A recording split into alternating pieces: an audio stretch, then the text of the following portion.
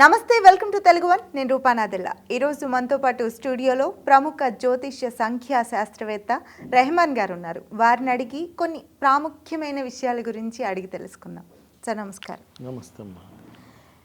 మామూలుగా మీరు న్యూమరాలజీలో ఏ శాస్త్రాలు ఉపయోగిస్తారండి? నేను ఫస్ట్ ఆస్ట్రాలజీ చార్ట్ చూస్తానమ్మా.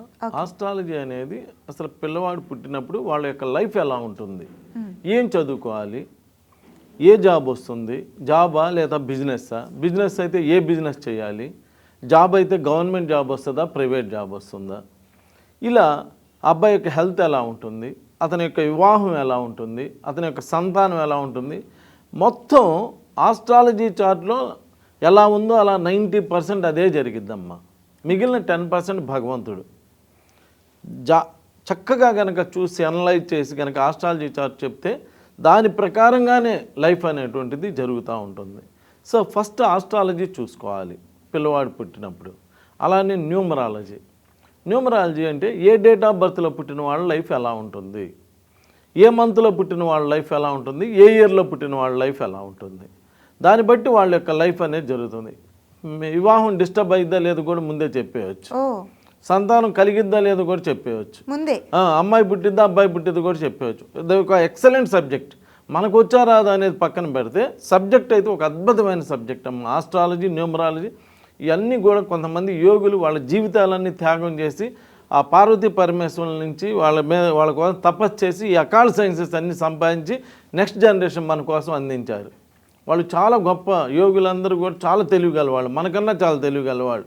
అలా తెచ్చి మనకి సబ్జెక్ట్ ఇచ్చి ఇది యూజ్ చేసుకోండి, ఏ రోజు మ్యారేజ్ చేయాలి, ఏ రోజు పేరు పెట్టాలి, ఏ రోజు ఏం చేయాలి, ఇలాంటివన్నీ ముఖ్యమైనటువంటి విషయాలన్నీ కూడా పూర్వీకులు మనకు చెప్తే దాన్ని బట్టి మనం ఫాలో అవుతున్నాం. అలానే ఇక్కడ ఆస్ట్రాలజీ, న్యూమరాలజీనే కాకుండా పామిస్ట్రీ చెయ్యి కూడా ఒక అద్భుతమైన విషయాలు చెప్తుంది. చేతి రేఖలు అసలు నువ్వు ఫారెన్ వెళ్ళడానికి అవకాశం ఉందా లేదా, వెళ్ళంగానే తిరిగి వచ్చేస్తారు గోడకు బంతి కొట్టినట్టుగా. ఎమ్మటే రిటర్న్ వస్తావా లేదా అక్కడే ఎక్కువ కాలం ఉంటావా, ఏంటి చదవడానికి వెళ్ళి చదువు మానేసి వస్తావా చదువుతావా, అలాంటి అన్ని విషయాలను కూడా చేయి చూసి చెప్పవచ్చు. చాలామంది 70 లక్షలు 80 లక్షలు పెట్టి అమెరికాకి వెళ్ళి ఎంఎస్ చదవడానికి ఆడపిల్లలు చాలామంది వెళ్తున్నారు. తీరా 70-80 లక్షలు ఇక్కడ అప్పు చేసి అక్కడికి వెళ్ళినాక వాళ్ళు మళ్ళీ మనకి వాట్సాప్లో మనకి రిపోర్ట్స్ ఇస్తుంటారు కదా, ఇగో చూసావా ఇగో కోసుకుంటున్నా, ఇగో కోసుకుంటున్నా అనే రిపోర్ట్స్ చాలామంది వస్తుంటాయి. అమ్మ నువ్వు వద్దు నీ చదువద్దు అని వెనక్కి తెచ్చేసుకుంటున్నారు పేరెంట్స్ ఎంతోమందికి. ఇలాంటివన్నీ అసలు నువ్వు ఫారెన్ వెళ్ళాలా వద్దా, వెళ్తే ఏమవుతుంది అన్ని విషయాలను తెలియజేయవచ్చు. సిగ్నేచర్ మీరు పెట్టే సిగ్నేచర్ని బట్టి మీ మీద కేసులు ఉన్నాయా లేదు చెప్పేయచ్చు. లీగల్ ప్రాబ్లమ్స్ ఆల్సో ఉన్నాయా లేదు చెప్పవచ్చు. మీరు పెట్టే సంతకాన్ని బట్టి మీకు పీరియాడికల్ ప్రాబ్లం ఉందా లేదు చెప్పవచ్చు, పీసీఓడి ప్రాబ్లం ఉందా కూడా చెప్పేసేవచ్చు. ఒక అద్భుతమైనటువంటి ఇది అనమాట సైన్. అసలు అమ్మాయితో తెరమహరా అబ్బాయితో తెరమహరా అని ఉంటారు. అసలు మనతో తిరిగి అబ్బాయి చెడిపోతున్నాడా అబ్బాయితో తిరిగి మనం చెడిపోతున్నాం కూడా చెప్పేవచ్చు సిగ్నేచర్ని బట్టి.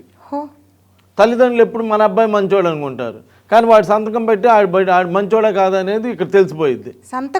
సంతకంతోనే కేసులు కూడా తెలిసిపోతాయి అమ్మా. అలా అంత ఒక అద్భుతమైన ఉన్నాయో లేవో కూడా తెలిసిపోయింది.